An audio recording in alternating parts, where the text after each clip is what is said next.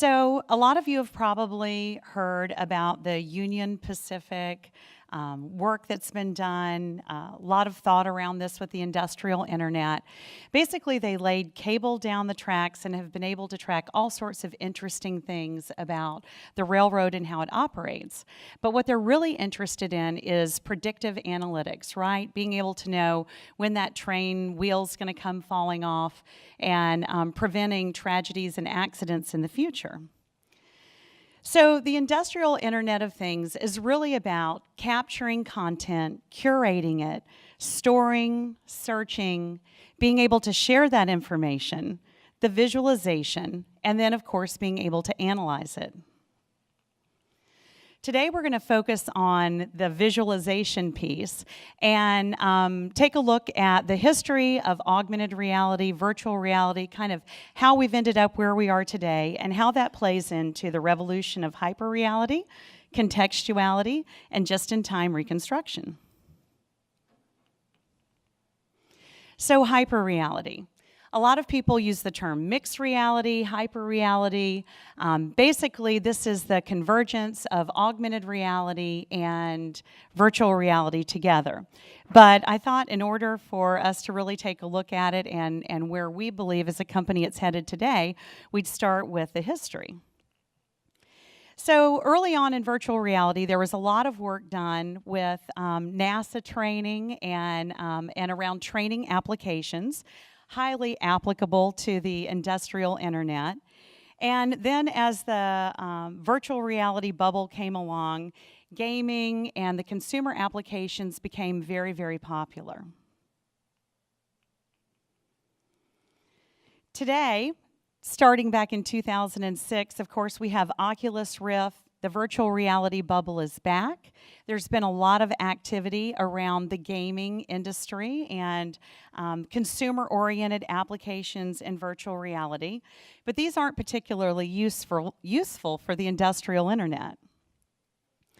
A lot of people think that the adult industry may be the biggest area of success for virtual reality.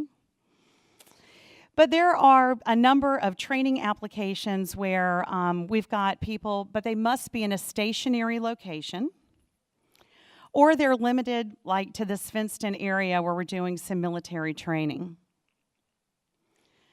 Augmented reality, on the other hand, had a much earlier start in 1967, as many of you, I'm sure, know. In 1993, this notion of using augmented reality for training applications came into the forefront. Mobile augmented reality appeared around 1997. This was the touring guide. You can see we've got the GPS on the top of his head and the computer in the backpack.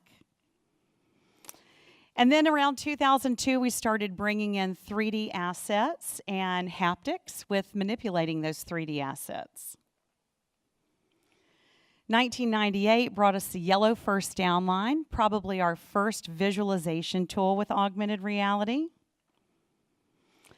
And then we got into the ability to just do marker-based tracking. So some early applications of this are being able to visualize IKEA products, assembly task where you have two pieces that look just the same, maybe just the holes are drilled differently, and we can say, where does this piece go? And it'll be highlighted in red there on our instruction set. So very, very early on industrial applications for augmented reality, learning applications.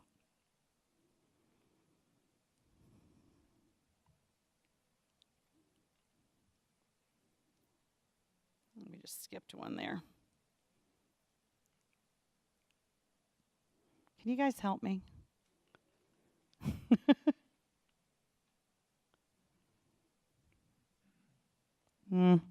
One more forward.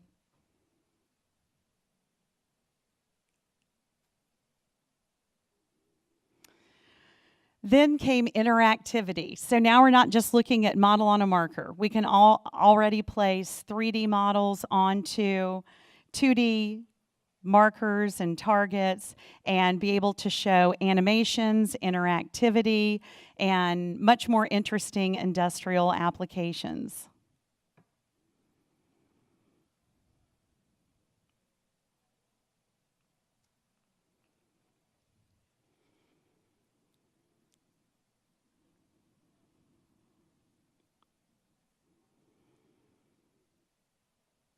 Our next capabilities came with being able to scan equipment and actually visualizing information that was relevant to that particular piece of equipment.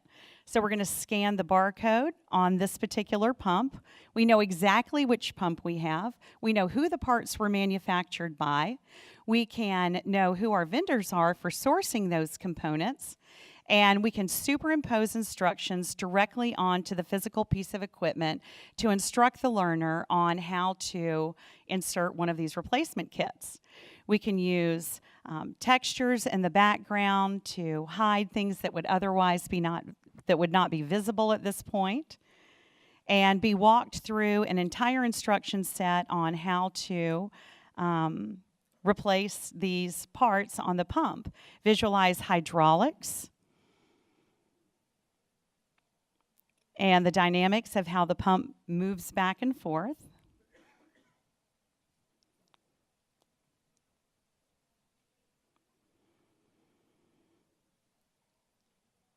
We can be shown replacement kits so that all we have to do is touch them and have an augmented reality bill of materials. And we can even be shown how to add accessories and visualize what kind of space those accessories are going to take up.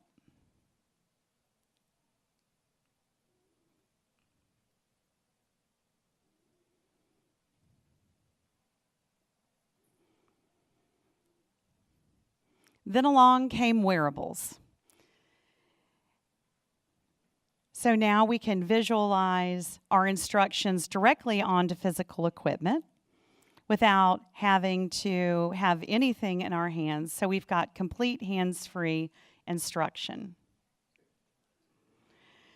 Items like visual compasses ensure that we're always looking at the correct part of the equipment.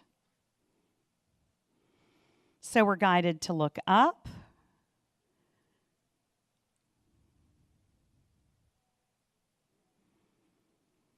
If we look across the room, our visual compass guides us back to where we need to be looking at the equipment. It guides us up again, and we never lose tracking.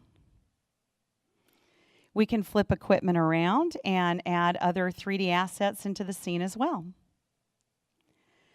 We can even use proximity to determine what we see in this equipment. So you'll see as we lean in, we get the X-ray view into the dial there. And when we lean back, we get a more global view of this equipment. We can look at all the parts in an index. Or we can create hotspots right on the equipment to allow us to select whatever it is we're interested in.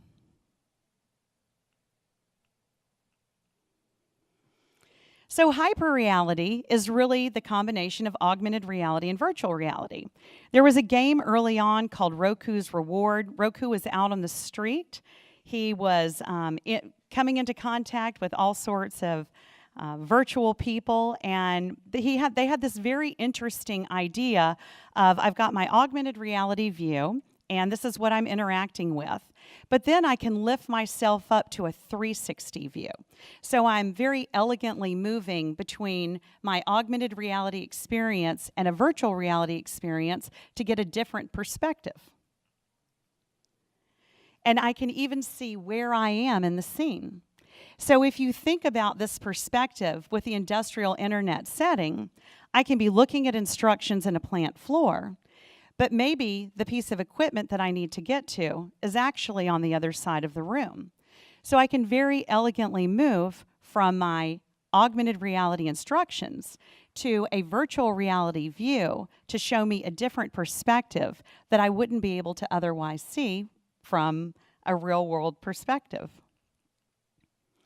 So we all know that 81% of people struggle making the mental jump from 2D instructions to the 3D world task. Augmented reality and virtual reality increase retention, efficiencies, and accuracy, and they decrease training time, errors, and unplanned downtime.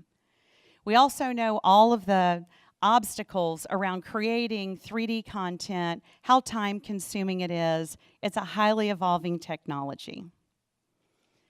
So at CN2, we've created a platform that when you go to create augmented reality content, it also creates the virtual reality version.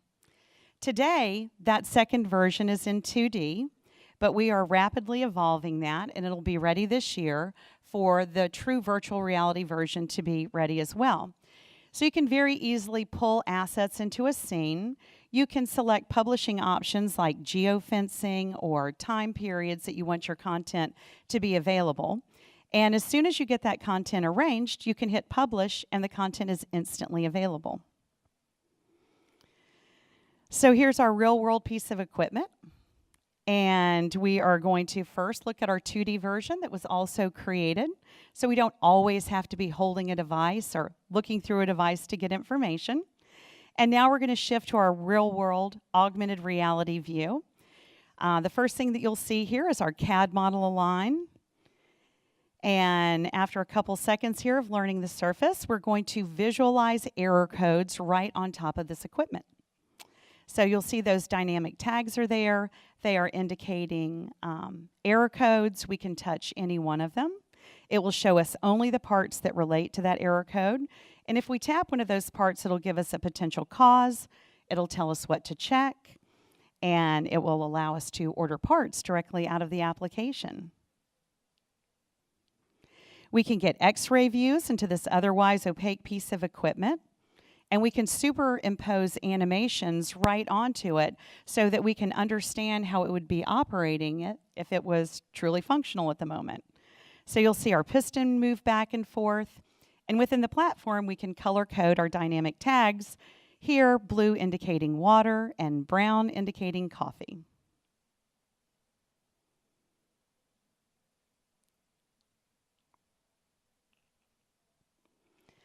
All CN2 applications build analytics. So we have an analytics dashboard that allows us to measure by user, product, process, location, pretty much anything that you're interested in. We will develop applications for you, or you can license our platform. We work on all operating systems, phones, tablets, and wearables. And you can completely control whether your application is baked onto the device, completely cloud hosted, or anywhere in between. Our studio's been designed with translators that allow us to easily integrate 3D and 2D content.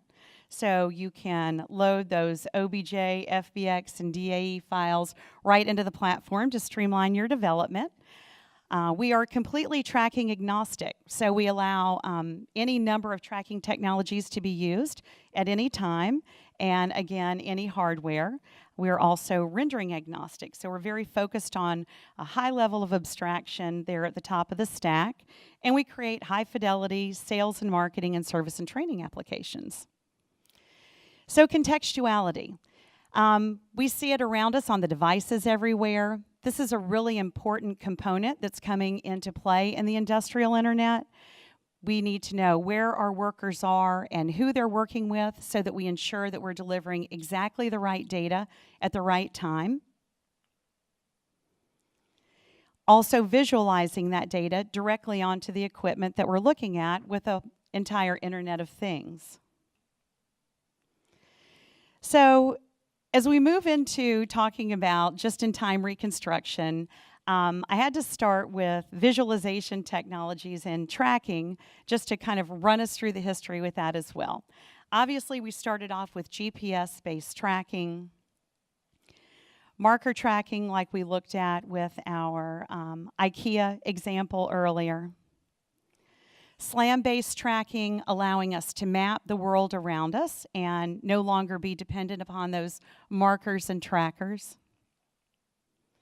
Markerless tracking, which obviously is coming into the forefront, and there's some great examples of here at the show.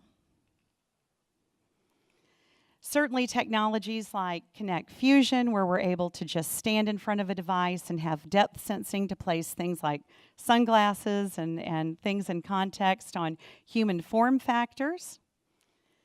Mobile fusion and point clouds. And that brings us into just-in-time reconstruction. So In the very near future, no longer will we need tracking and markers, but we'll be able to use our mobile devices and most likely multiple cameras on those devices to map the world around us and allow us to display our content in context without any additional aids. We see that already today with applications like Google Maps. And all of these technologies are in the pipeline for CN2, and we expect to have them all implemented by the AWE show next year. We've spent the last year working on a really, really exciting project for a large client that integrates all these technologies. And unfortunately, we found out yesterday, due to some IP constraints that legal came up with, I am not going to be able to show it today. So I thought that I would wrap up with a really exciting new product that we have at CN2. It's called Assist. And as I mentioned earlier, one of the biggest obstacles with augmented reality is content creation. So we wanted to create a product that required no content at all. It would just be plug and play, and we could use the real-world objects as our 3D models. So this product is known as Assist. It is a remote assistance product that integrates augmented reality. We've got a field service technician, as lovely as she is, looking under the hood of her car. She is contacting, through a simple downloadable app on her mobile device, a subject matter expert. The subject matter expert is going to help step her through understanding what's going on here with her vehicle. And she's diagramming right there onto her mobile device. But what's really different about this is that circle is out here in 3D space. It is not on the surface of her phone. And as she moves around, it stays perfectly in context where she placed it. Now, our subject matter expert is at the call center dashboard, and he's going to accept her incoming call. And now he is looking live and in real time at exactly what she's looking at. He sees the arrow that she draws, and he wants to direct her attention to another area. So he is going to add an arrow into that 3D space, and she's going to instantly see that. We allow for VoIP with this product, or you can use the phone technology that's on your mobile device already.